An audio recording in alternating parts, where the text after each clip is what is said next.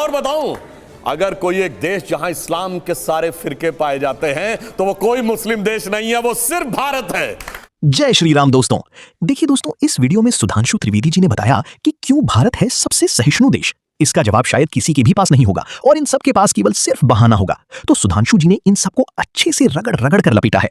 आगे सुधांशु जी ने कहा है कि ये दुनिया में इकलौता देश, अगर आपसे पूछे कोई जिस पे इस धरती पे पाए जाने वाले सारे धर्म पाए जाते हों, तो वो सिर्फ भारत है। यदि आपसे पूछे कि वो पारसी जो अपनी जमीन से मिटे गए, वो अगर फल फूल रहे हैं किसी देश में, तो सिर्फ भारत है। यदि वो कोई एक देश जहां पर कि यहूदियों के साथ कोई अत्याचार नहीं हुआ, तो वो सिर्फ भारत है। और बताओ, अगर कोई एक देश जहां इस्लाम के सारे फिरके पाए जाते हैं, तो वो कोई मुस्लिम देश नहीं है, वो सिर्फ भारत है। वो कोई एक देश जहां मस्जिदों में धमाके नहीं होते, वो सिर्फ भारत है। और वो सिर्फ इसीलिए है क्योंकि ये हिंदू बाहुल्य देश है।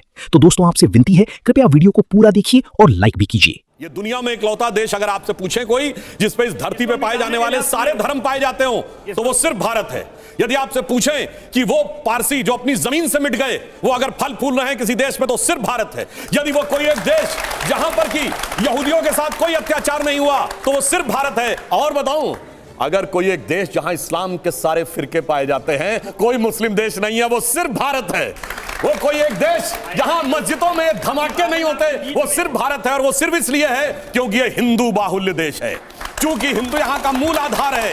इसीलिए मैं कहना चाहता हूं, अटल जी की जो कविता थी ना, मैंने छाती का रक्त पिला पाले विदेश के क्षुधित लाल, मुझको मानव में भेद नहीं, मेरा अंतस्थल पूर्व विशाल, मेरे से शोभित है परकियों का वह राजमुकुट, कल इन चरणों में झुक जाए फिर वह किरीट, तो क्या विस्मय, हिंदू तन मन हिंदू जीवन, रग रग हिंदू मेरा परिचय।